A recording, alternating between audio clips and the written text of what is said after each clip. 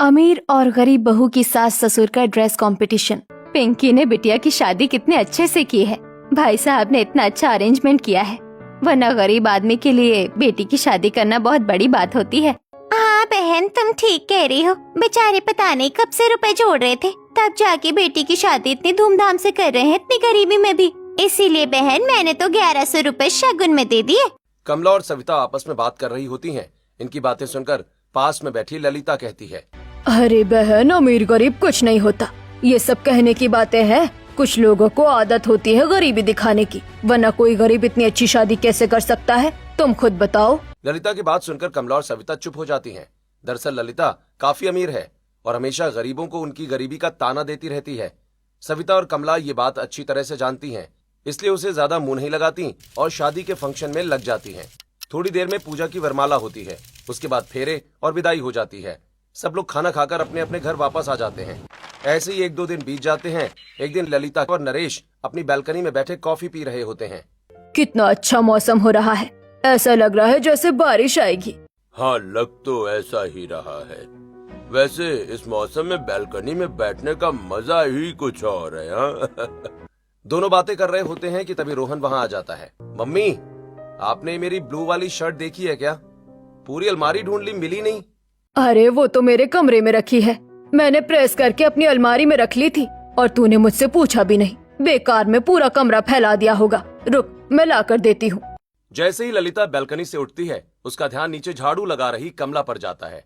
कुछ गायें वहाँ आ जाती हैं और कमला उन्हें रोटी खिलाने लगती है। अब तुम इन्हें घर बुलाकर रोटी खिला रहे हो, थोड़ी देर में ये यही चक्कर लगाने लगेंगी और यही गंदगी फैला कर जाएंगी। पता नहीं कैसे लोग हो तुम, पूरी सोसाइटी में तुम्हारा घर अलग ही दिखता है। इतना ही पशुओं से प्रेम है तो गौशाला में जाकर दान कराया करो ना। ललिता ऐसे ही बड़बड़ाती हुई अपने कमरे में चली जाती है और रोहन को शर्ट दे देती है। उधर उसकी बातें सुनकर शांता दादी कमला से कहती हैं, अरे पता नहीं कितना घमंड है इस ललिता को अपनी अमीरी का। भगवान किसी को इतना अमीर भी ना बनाए कि इंसान अपनी इंसानियत ही भूल जाए। बताओ इन बेजुबान जानवरों से कैसे गंदगी होती है। काकी, इसकी तो आदत है, हमने तो इसकी बातें सुनना ही छोड़ रखा है। एक कान से सुनते हैं, दूसरे से निकाल देते हैं। क्या करे, गरीब लोग हैं, सुननी पड़ती है। कमला शांता काकी से बात कर रही होती है कि तभी उसका पति और बेटा काम से वापस आ जाते हैं। मम्मी ये लीजिए जलेबी, आपका बड़ा मन कर रहा था ना, तो मैं आपके लिए लेकर आया हूँ। बेटा पहले हाथ धोकर भगवान जी को भोग लगा दे, उसके बाद सब खाएंगे। गोपाल हाथ धोकर भगवान जी को जलेबी का भोग लगाता है। उसके बाद सब बैठकर जलेबी खाते हैं। मम्मी आज तो बहुत थक गया हूँ मैं, ऐसा मन कर रहा है कि बस अब सो जाऊँ। हाँ हाँ, क्यों नहीं बेटा, आज मेरे बच्चे ने बहुत मेहनत भी तो की है। मुझे तो लग रहा था कि ये वाला ऑर्डर हम टाइम पर नहीं दे पाएंगे, लेकिन इसकी मेहनत रंग लाई और कस्टमर भी बहुत खुश होकर गए। ये तो बहुत अच्छी बात है, मेरा बच्चा है ही इतना मेहनती।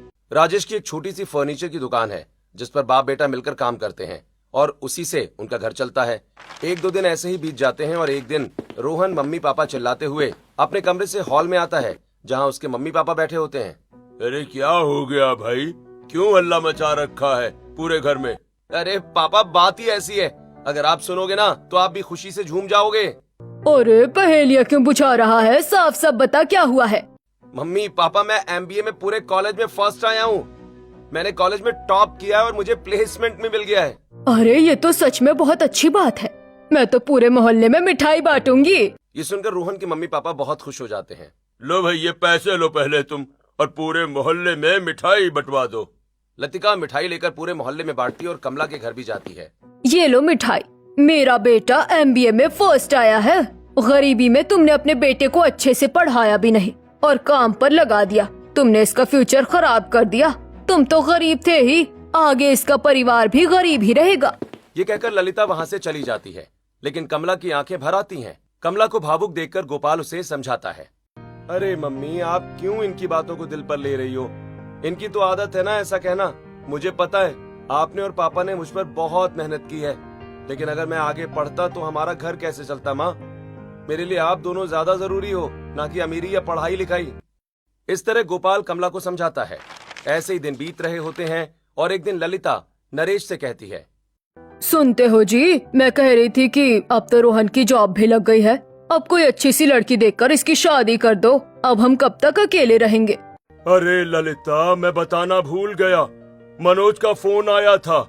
उसकी बेटी है ना निधि, उसका रिश्ता भेजा है रोहन के लिए। निधि तो हमारी देखी हुई बच्ची है, मुझे तो सच में वो बहुत पसंद है। बस शाम को रोहन घर आ जाए तो उससे पूछकर आप फाइनल करके मनोज को बता देना। वैसे तो मुझे पता है वो हाँ ही करेगा।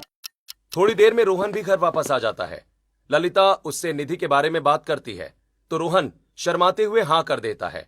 इधर नरेश भी मनोज को फोन करके रिश्ते के लिए हाँ कर देता है।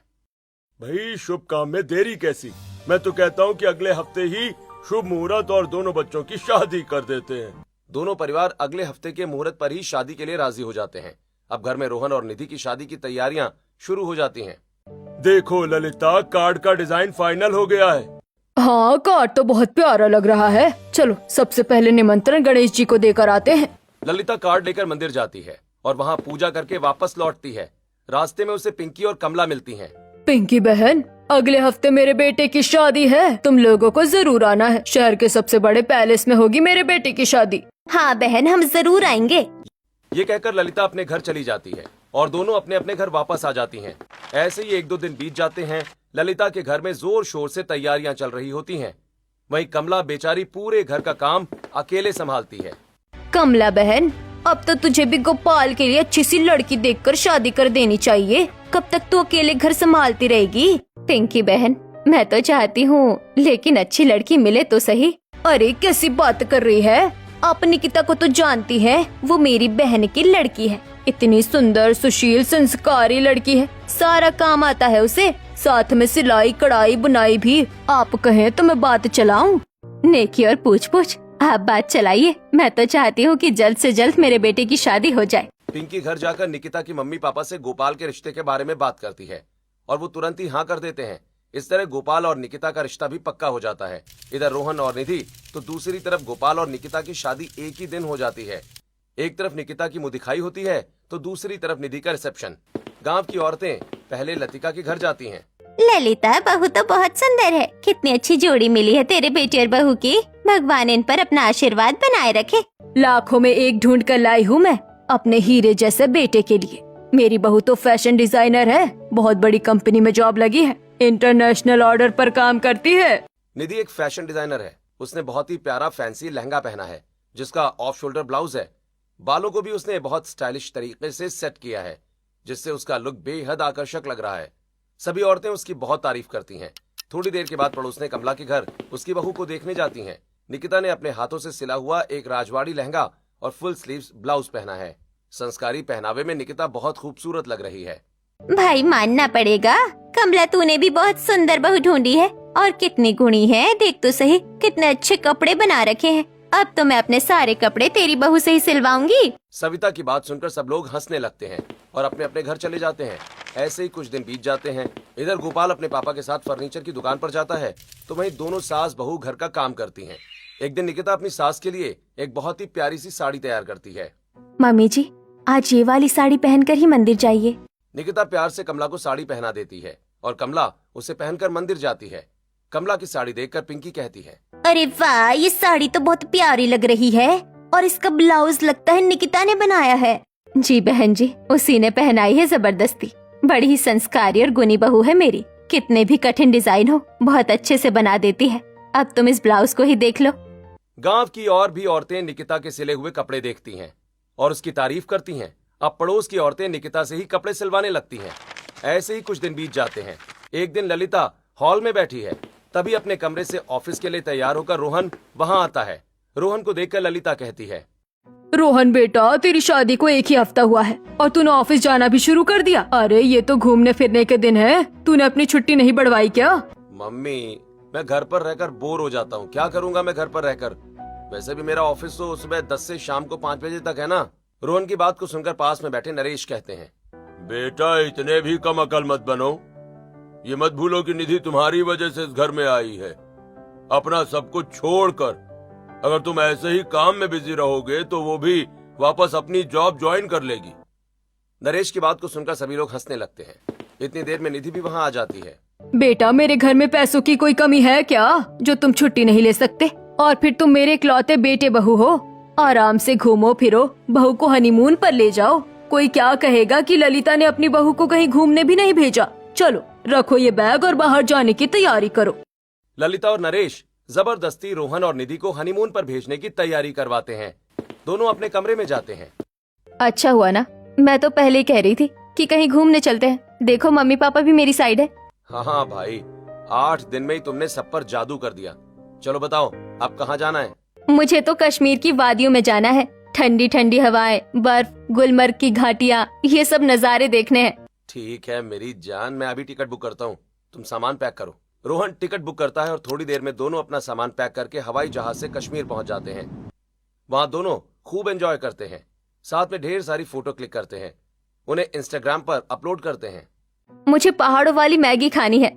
अरे कुछ नहीं है ये, पहाड़ों पर बैठकर वही 10 रुपए वाली मैगी बना देते हैं और उस पर पहाड़ों वाली मैगी का लेबल लगा देते हैं और तुम जैसे लोग उससे 200 रुपए में खा लेते हैं। रोहन की बात सुनकर निधि नाराज हो जाती है। अरे नहीं, ये तो बहुत स्पेशल मैगी है, बहुत प्यार से बनाई जाती है। क्या तुम मुझे यहाँ भी परेशान कर रहे हो? मैं घर जाकर मम्मी को बताऊंगी। अरे नहीं, चलो प्यार से खाते हैं।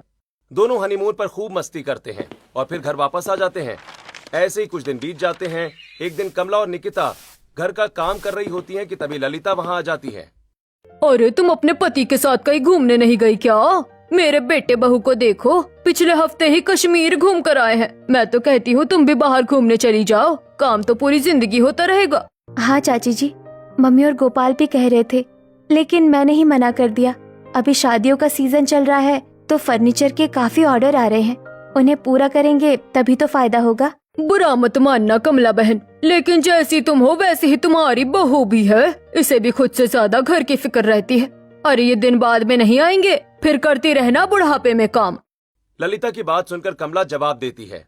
ललिता बहन, औरत वही है जो अपने घर के हिसाब से चले। मेरी बहू को दिख रहा है कि यहाँ पैसे पेड़ पर नहीं लगते जो हम तोड़कर खा ले। कमला शायद पहली बार ललिता को जवाब देती है। ललिता ये सुनकर वहाँ से चली जाती है। इधर कमला बहुत खुश होती है कि निकिता ने समझदारी से बात संभाली। दोनों फिर से अपने अपने काम में लग जाती हैं। ऐसे ही कुछ दिन बीत जाते हैं। एक दिन गोपाल दुकान से घर आता है। अरे ये क्या, आपकी तो पूरी शर्ट फट गई है। अरे दिन भर इसे पहनकर गर्मी में काम करूंगा तो पसीने से फटेगी ही ना। चलो तुम ये सब छोड़ो और जाओ पानी लेकर आओ, बहुत तेज प्यास लगी है। अभी लाई, तब तक आप यहाँ पंखे के नीचे बैठ के पसीने सुखा लीजिए। निकिता गोपाल के लिए पानी लाती है, उसके बाद सबके लिए खाना लगा देती है। सब लोग प्यार से खाना खाते हैं और फिर सो जाते हैं। अगली सुबह निकिता रोज की तरह जल्दी उठकर पूरे घर की साफ सफाई करती है, फिर नहा धोकर पूजा पाठ करती है और किचन में खाना बनाती है। खाना खाकर और दोपहर का खाना लेकर गोपाल और उसके पापा दुकान पर चले जाते हैं। इधर निकिता अपनी सिलाई मशीन लेकर बैठ जाती है। आज तो गोपाल और पापा जी के लिए कुर्ता पजामा बनाऊंगी। देखो तो दोनों के कपड़े कैसे खराब हो गए हैं। इतनी देर में कमला वहाँ आ जाती है। अरे बहू, अकेली बैठी क्या सोच रही है? कुछ नहीं मम्मी, वो आप कह रही थी ना कि बाजार जाना है, कुछ घर का सामान लाना है, तो मुझे भी बाजार से कुछ काम था। तो एक काम करते हैं, हम आज ही बाजार चलते हैं। दोनों सास बहू घर का सामान खरीदने के लिए बाजार जाती हैं। इधर निधि भी ललिता के साथ मार्केट आई हुई होती है। निधि बेटा, तुझे जो भी खरीदना है इस वाले मॉल से खरीदना। मैं तो सारी चीजें यहीं से लेती हूँ, एकदम कंफर्टेबल और ओरिजिनल क्वालिटी के साथ। ओके, तो नो कॉम्प्रोमाइज। मम्मी, कपड़े तो मैं खुद डिजाइन करूंगी। हाँ, कुछ नॉर्मल कपड़े ले सकते हैं यहाँ से। दोनों सास बहू उस महंगे मॉल से खूब सारी शॉपिंग करती हैं। जैसे ही वो मॉल से बाहर निकलती हैं, ललिता को उसकी एक पुरानी दोस्त मिल जाती है और वो उससे बात करने लगती है। इधर निधि का ध्यान कमला और उसकी बहू निकिता पर पड़ता है। हेलो, आप वही हो ना जो हमारे घर के सामने रहते हो? हाँ जी, मम्मी बता रही थी कि हमारी शादी एक ही दिन हुई थी, शायद तभी हम एक दूसरे के रिसेप्शन में नहीं आ पाए। निधि की बात सुनकर निकिता हंसने लगती है। दोनों ऐसे बात करती हैं जैसे एक दूसरे को कब से जानती हों। थोड़ी देर में कमला भी सामान लेकर आ जाती है और इधर ललिता और निधि भी अपनी कार में बैठकर घर वापस आती हैं, जबकि कमला और निकिता ऑटो से घर लौटती हैं। घर आकर निकिता बाजार से लाया हुआ कपड़ा निकालती है और अपने ससुर और पति के लिए कपड़े बनाती है। शाम को जब गोपाल दुकान से आता है तो निकिता उसे कपड़े दिखाती है। अरे वाह, मैं तो सोचता था कि तुम्हें बस औरतों के कपड़े सिलने आते होंगे, लेकिन तुम तो बड़ी डिजाइनर निकली यार। गोपाल की बात सुनकर निकिता खुश हो जाती है। और ये देखिए, ये मैंने पापा के लिए बनाए हैं। पापा जी, पहनकर बताइए कैसे हैं। राजेश कपड़े ट्राई करता है। अरे वाह भाई वाह, बहुत बढ़िया, बहुत अच्छे कपड़े सिले बेटा तुमने, एकदम परफेक्ट। सब लोग निकिता के हुनर की खूब तारीफ करते हैं। ऐसे ही कुछ दिन बीत जाते हैं। निकिता ने सविता, पिंकी और अन्य पड़ोसियों के भी कई कपड़े सिले हैं। निकिता की सिलाई के चर्चे ललिता के कानों में भी पड़ते हैं। हाँ हाँ, कोई मामूली सी सिलाई करने वाली होगी। मेरी बहू को देखो, डिजाइनर है। डिजाइनर मनीष मल्होत्रा तक उसकी जान पहचान है। अच्छा, फिर तो तेरी बहू तेरे लिए भी कपड़े डिजाइन करती होगी। तूने पहनकर तो नहीं दिखाया अपने डिजाइनर कपड़े। पिंकी की बात सुनकर ललिता जवाब देती है। अरे तुम लोगों को कहाँ पहचान है डिजाइनर कपड़ों की? अभी देखो मैं जो पहन रही हूँ वो मेरी बहू ने ही बनाया है। ये पूरी साटन की साड़ी और ये ब्लाउज का नेकलाइन, बैक डिजाइन सब देखो कितना अच्छा है। लेकिन तुम्हारा ध्यान नहीं जाएगा इन प्रीमियम चीजों पर। ऐसा कहकर लतिका अपने घर चली जाती है और सीधे निधि के पास जाती है। निधि अपने क्लाइंट के साथ मीटिंग कर रही होती है। जी सर, बिल्कुल। आपको जैसा डिजाइन चाहिए मैं वैसा ही बना दूंगी। आप देखना, मेरा डिजाइन किया हुआ ड्रेस आपको बहुत पसंद आएगा। ये कहकर निधि अपनी मीटिंग खत्म कर देती है। दूसरी तरफ निकिता घर की सफाई कर रही होती है। सफाई करते हुए उसे एक पुराना लकड़ी का बक्सा मिलता है। मम्मी, इसमें तो बहुत सारा सिलाई का सामान है। और ये स्केच, ये डिजाइन, ये सब किसके हैं? अरे बेटा, ये तुमने क्यों खोल दिया? ये तो मेरी पुरानी यादें हैं। कमला की बात सुनकर निकिता हैरानी से पूछती है। क्या सच में ये सब आपके हैं? मतलब आपको सिलाई आती है? आप तो किसी टेलर से भी ज्यादा लग रही हो। देखो तो कितने प्यारे डिजाइन बनाए हैं आपने। आपने मुझे बताया क्यों नहीं? दोनों सास बहू बात कर रही होती हैं कि तभी घर पर दो महिलाएं आती हैं।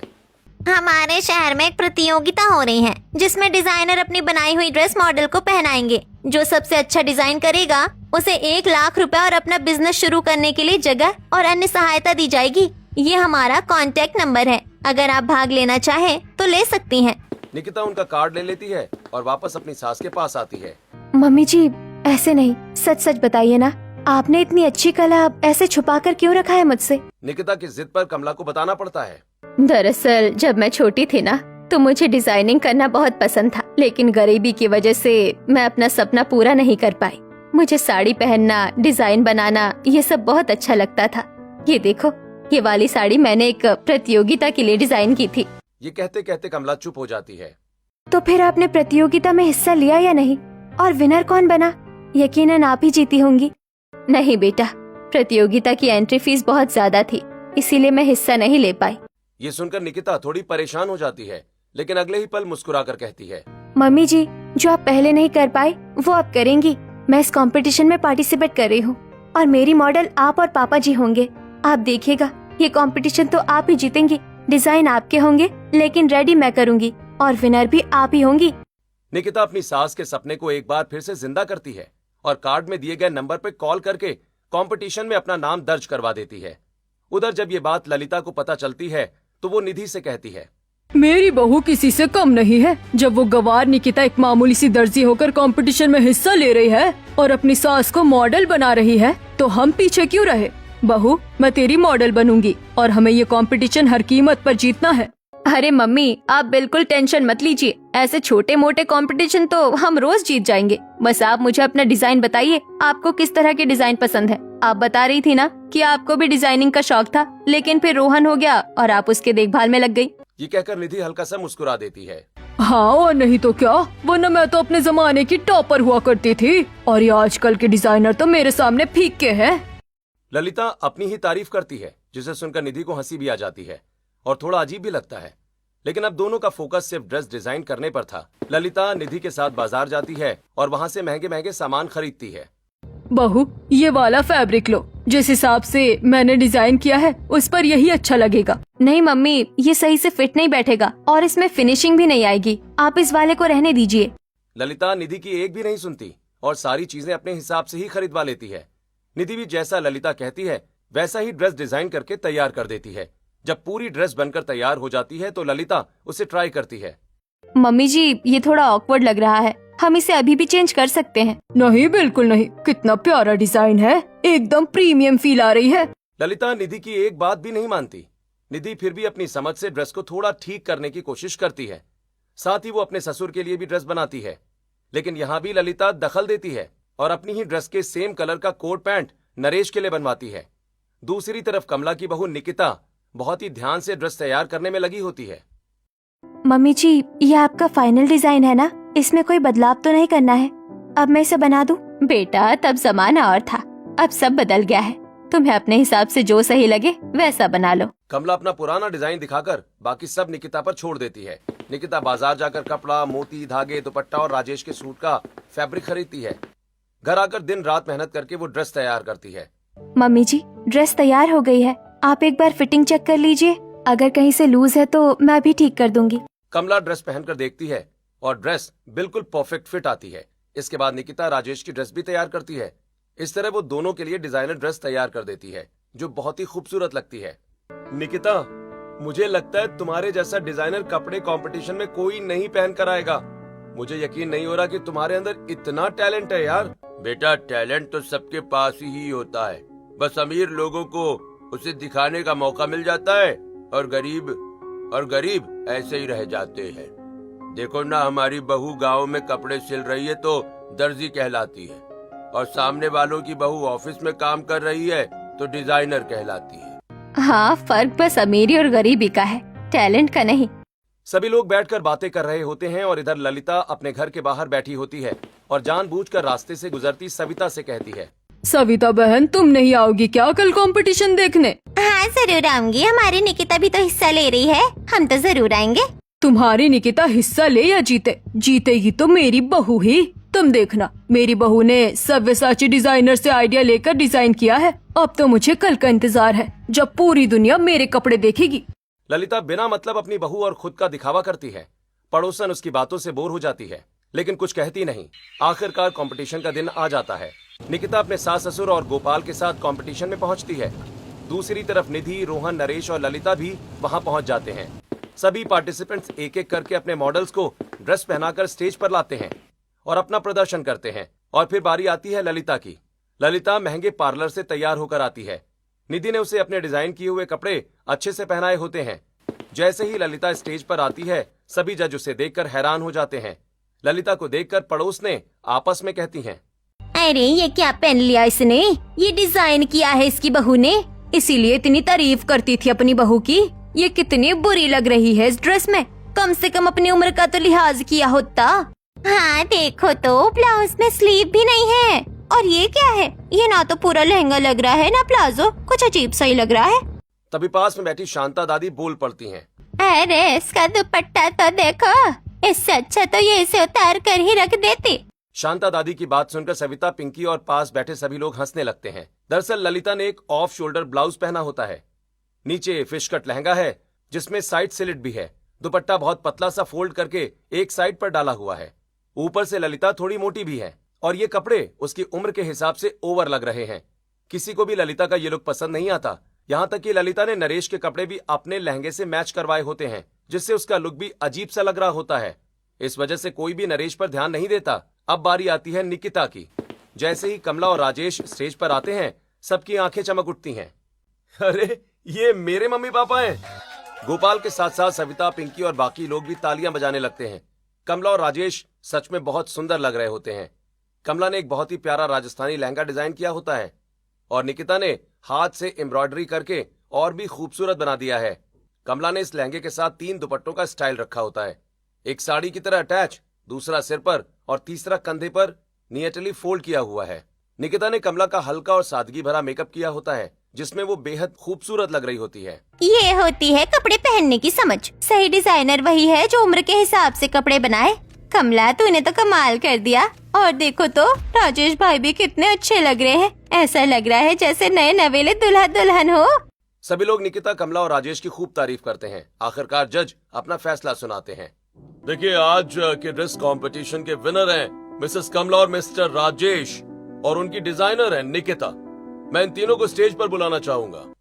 तीनों स्टेज पर आते हैं और उन्हें अवार्ड दिया जाता है। निकिता को ट्रॉफी मिलती है। इस ट्रॉफी की असली हकदार मेरी सास है। मैंने तो बस इनके डिजाइन को रियल लुक दिया है। इस लहंगे की हर एक डिजाइन मेरी सास ने खुद डिजाइन की है और मेरे ससुर के कपड़े भी मैंने सिर्फ उन्हें बनाया है।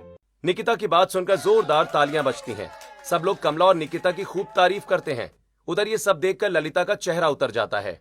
देख लिया मम्मी जी, अपनी मनमानी करने का नतीजा। मैंने आपसे कहा था कि ये कलर और ये डिजाइन आप पर सूट नहीं करेगा, लेकिन आपने मेरी एक नहीं मानी। अब देख लीजिए, कंपटीशन जीतना तो दूर, यहाँ तो हमारा मजाक बन गया। आपकी वजह से पापा भी अच्छे नहीं लग रहे।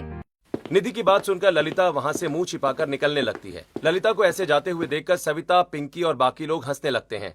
आखिरकार ललिता को एहसास हो जाता है कि बड़ी बड़ी बातें करने से कुछ नहीं होता। इंसान का असली हुनर उसके काम में दिखता है।